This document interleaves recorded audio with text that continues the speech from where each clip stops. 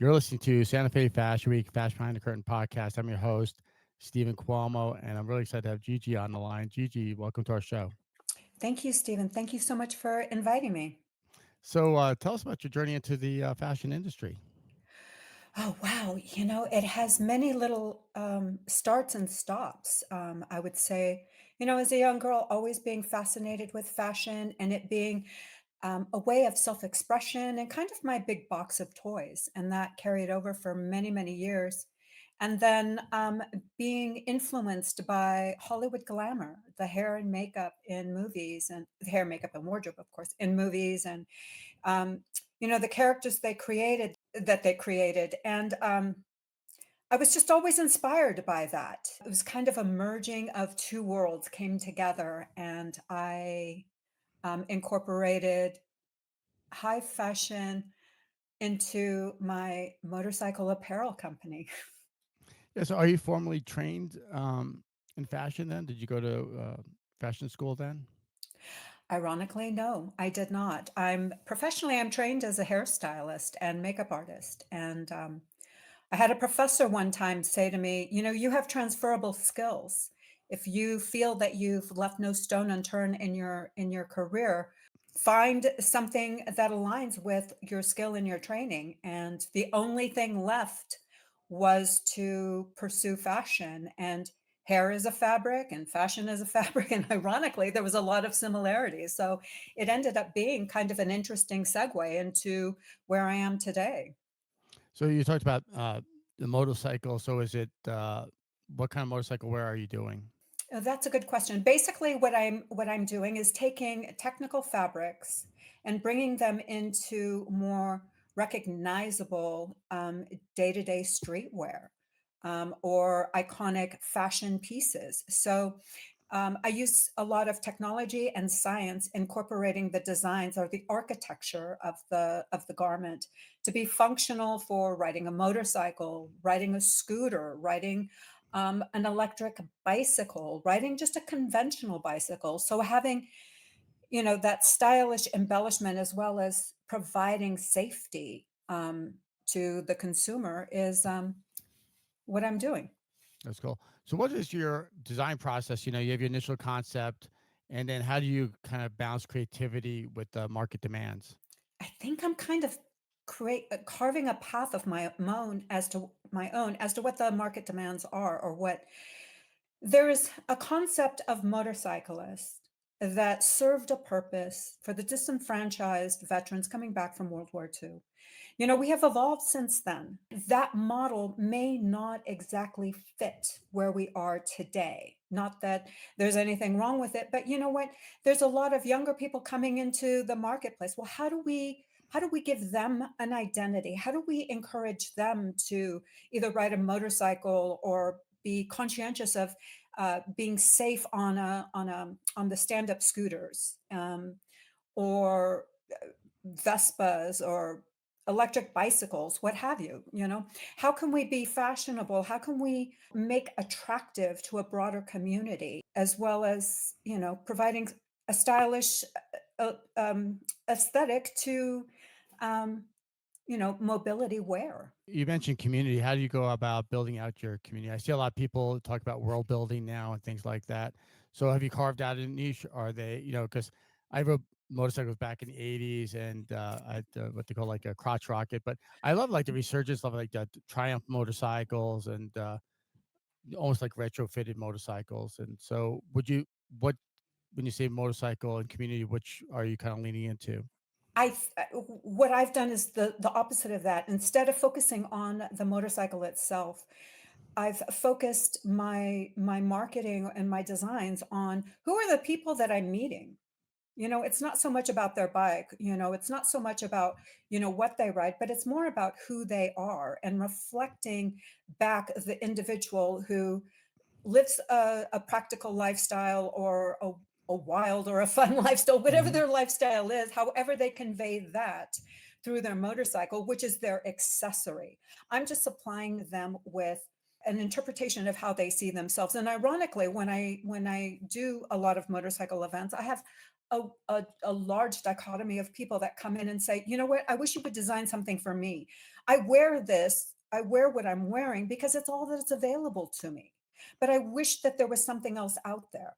So that's what started to navigate me towards creating a culture within a culture. But I focus it on the individual. I'm focusing on the person, that how do they feel when they walk into a nice restaurant? Do they feel, good and presentable about themselves? Are they going into the boardroom? Are they going down to the local cafe?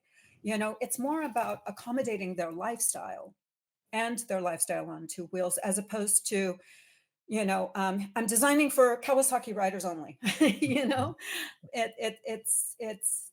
It's not that. I think, and there's so many more modes of mobility coming into the marketplace, and especially with technology. So you've got, younger riders on electric scooters, electric bicycles, the stand-up scooters, all of these things. And there isn't a conversation about, being stylish and protected. Bringing some sort of an awareness as well as style to a broader range of people, to a broader range of urban mobility, the recreational, adventure rider, dirtbag riders, whatever your motive, to wheels is. Mhm. How do you want to look? How do you want to present yourself? So how important are trade shows to your business model? Because that's interesting. You're getting real time feedback. So is this something you got involved in early on to connect with the community? I did actually. When I first launched, I launched in London because I wanted to see what another point of view of what I'm creating, what kind of a response I would get back from them.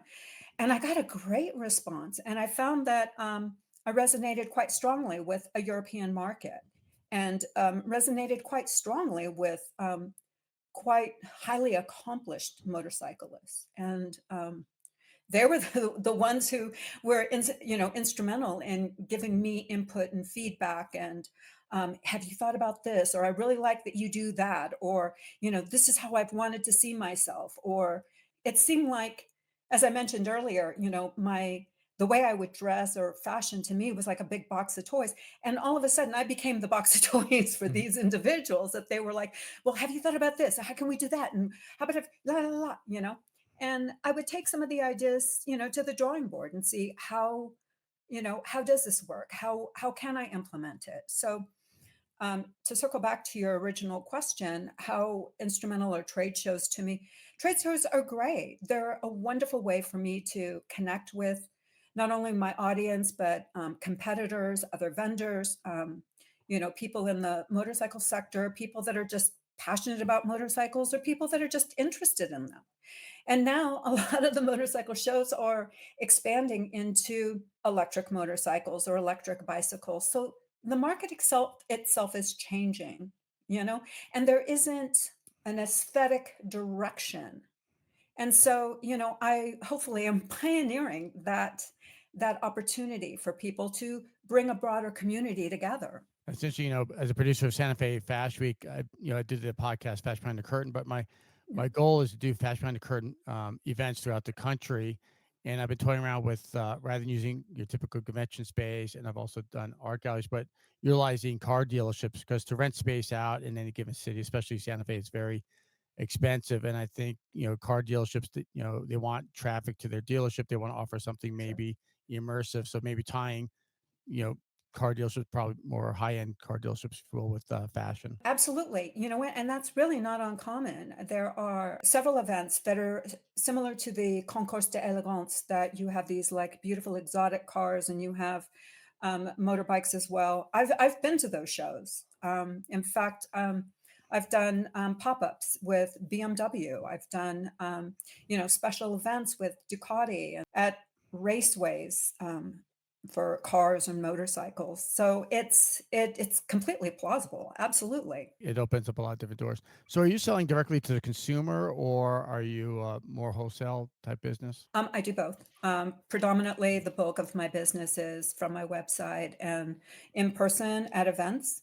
But I do have shops and stores, brick and mortars that support my goods as well. I was talking to a designer the other day, and we talked about the marriage between designer and the boutique, let's say.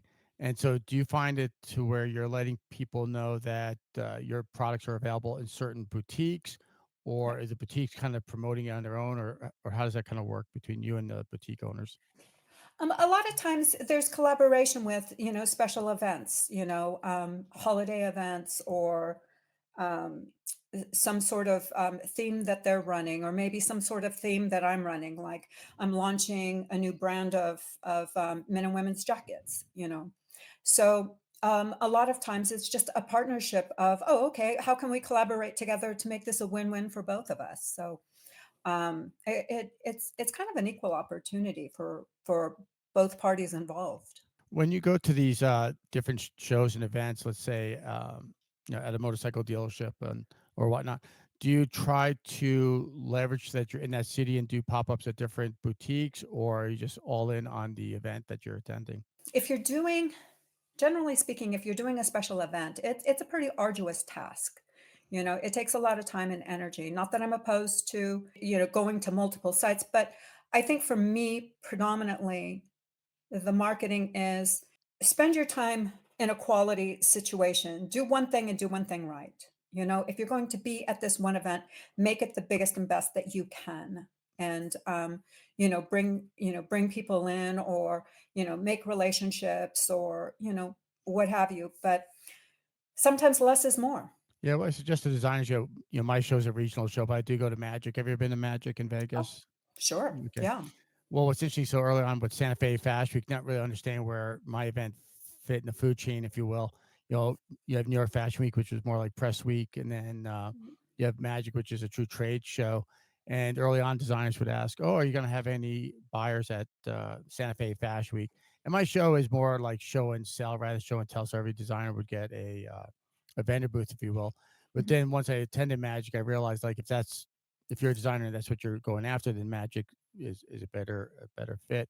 But going back to Santa Fe Fashion Week, sometimes I think, if you're going to spend the money to go to a regional show, be it mine or anybody else's, either a invite people to maybe boutique owners in that city to Mhm. attend your show, just like with when designers go to Magic, they invite people and say, "Hey, I'm going to be at booths, whatnot," and that becomes their showroom for those 2 or 3 days. So I was just kind of curious because, again, as a producer of a show, I want my designers to get the biggest bang for their buck.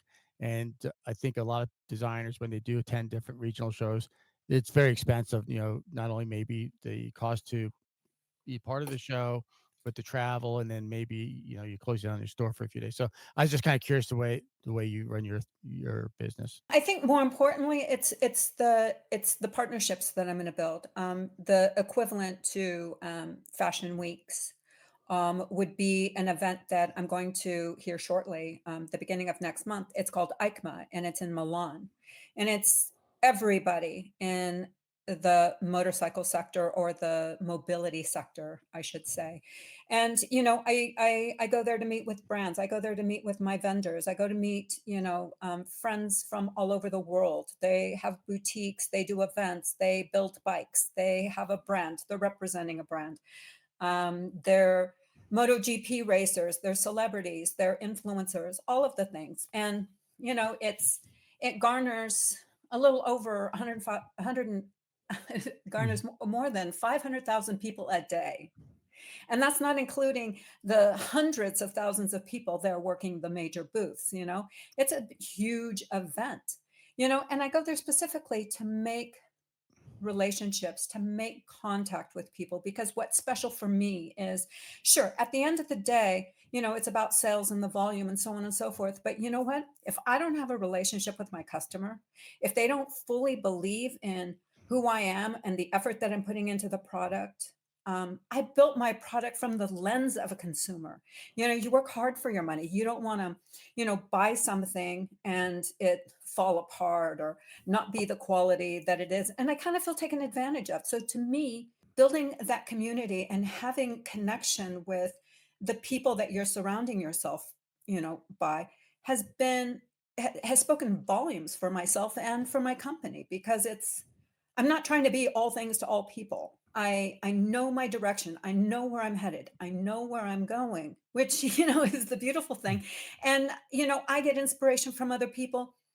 They become a part of my community. I inspire other people. I become a part of their community. Well, that's the best bang for your buck that you can get. Like emerging designers or even established designers like yourself, Mhm. kind of like musicians, right? Musicians go on tour, they press a lot of flash. Back in the day, they were selling albums and CDs. I guess now it's more merch.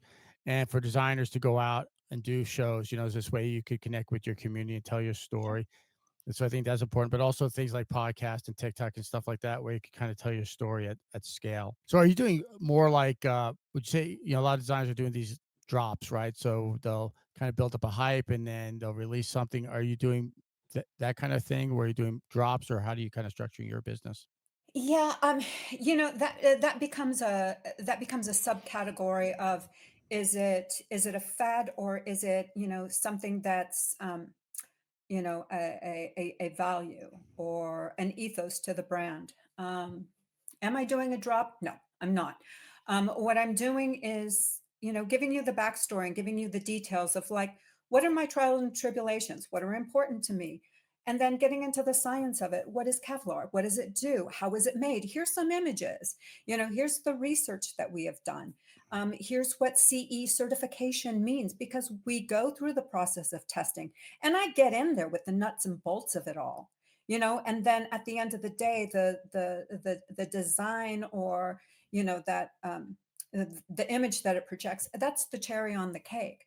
But I think what is more important to me is that the consumer is fully aware of everything that I know, all the knowledge that I have in creating this product, so that when I do bring something new into the market, it doesn't have to be next week, next month, and there's a constant, da da da da da. It doesn't have to be any of that. My customers know that when I put something out, I have taken time to make sure it's quality that makes me happy, because I'm tough. I'm a Yeah, tough yeah, yeah. consumer. Right, right. And if I'm happy, the consumer knows, okay, if she likes it, we know it's going to be good. And people have sent me emails saying, hey, are you working on anything? And it's like, yeah, it's taking a while. And they're like, well, wait. And to me, I think that's equally as important and valuable, because the consumer also gets a sense of feeling like she's taking her time because she cares about me. That makes sense. So what would you say is some of the biggest challenges that you face, and then how long have you been at this? Let me see. I have been at this since,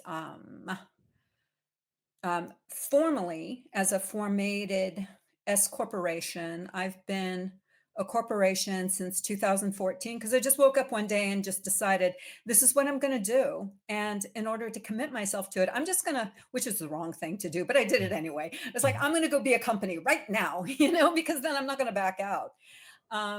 So I've, on paper, been at it since 2014, but I've had a lot of false starts and stops. I initially launched in 2015 in London. Took advantage of the downtime during COVID. A lot of reassessing. Am I going in the right direction? You know, am I following my business plan? Am I creating the business models that I want and staying up true and authentic to it? And there were sometimes I was like, whoa, hold on. I don't know if I have all the right information. And there are times that I, pulled the reins on my own company and said, I don't think it benefits me to be in the market, because I don't feel I'm thoroughly knowledgeable. And now I do. So in order to get this collection that I'm putting together and going to be launching soon, it has taken about 3.5 years. And that's because, I had factories that weren't sewing the way that I wanted them to sew. They weren't putting in the quality, or they were dismissive about, positively speaking, the demands that I was putting on them to make a quality product. There have been times that I went into factories and said, pack up my stuff. I got, this isn't working. So you mentioned earlier before you came on that you're in France right now, but your business is based out of LA. Is that correct? Correct. So talk about the factory process. So what was that like? Finding a factory. Were you working with factories in LA or overseas, or what was that process like? Yeah. I was working with a factory in Los Angeles, and they had pivoted to change direction because it was more popular to do T-shirts and soft goods in that capacity. And so, because of them pivoting, I was, struggling looking for a factory to work with. Simultaneously, I became a licensee of DuPont Kevlar, and I consequently became the first licensee in the US, and I'm the first woman globally. And so, being a partner with DuPont and the Kevlar brand, um, they have been so supportive, so loyal. And they reflected back everything that I'm putting into my company. And so they themselves went out and vetted factories. So they are the factory that I'm with now is a authorized factory to cut and sew motorcycle apparel, that it is considered personal protective equipment. And they also, are with me as we go through the certification process to get a CE certified rating. So everybody is knowledgeable. Everybody knows what they're doing. They welcomed the fact that I was very detailed oriented as to here's what I want to get out of it. This is what I'm going for.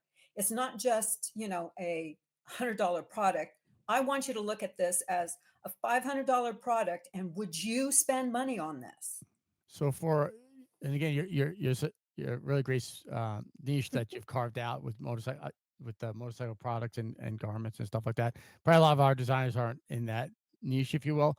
But for a designer that they go to design school, they learn to become a fashion designer, and now they're making a big leap into manufacturing. Can you kind of walk them through that process? What they should be looking for and looking out for when they're shopping for a manufacturer? Yeah, again, I'm very hands-on and I'm curious by nature because I want to see what the factory looks like. So I think one of the most important things is I physically go to the factories. I go to the factories, I walk the floor. I want to see how they sew, how the machines are. Is the place clean? Do they have the proper certifications for health and safety and all these things? I go into the bathrooms, check to see, do they have hot water? Hmm. Yeah. What are their lunchrooms like? What are the conditions that the people are working in? Do the sewers, do they take as much care in what they're doing as the floor manager or the owner of the factory themselves? And I build a relationship with the factories that um, they know me, I know them, I know who the production managers are, I know who's on the floor, I know who owns it. So when you build that relationship and you build that confidence with one another, and I think one of the most important things, especially as a designer and an owner of a company, is there have been times I've said to the factory, you know what, I made a mistake, I was wrong. And can we find a solution for this? And there have been so many times that people have said, wow, that was such a human moment that if they make a mistake, they'll own up to it and they'll say, hey, you know what? We made a mistake on our part. And it's like, oh, okay, great. How do we work through that? But keeping that painfully honest conversation, and if I can get that with my factory, which I do, it's magic. I think oftentimes we have to hang up our egos a little bit and be able to work with these people. And especially I think like in your line of your collection, there's probably not a lot of factories that can do what you're asking them to do, right? So you certainly don't want to tick them off, but you don't want to like accept things that are up to your standards. Yeah. And that's why I think it's most important that you have those hard conversations. I was upfront with I'm pretty much upfront with everybody that, I partner with. It's like, I'm going to tell you straight up. I I can be difficult for a good reason. Mhm. My name is on this. And if you want me to do repeat business with you, you've equally have to be as invested in what you're doing as I am putting a product in market. It opens almost up a dynamic of it gives them kind of the freedom to be a little creative. And it almost takes a little bit of that pressure off that it's like, oh, I get to excel at what I do.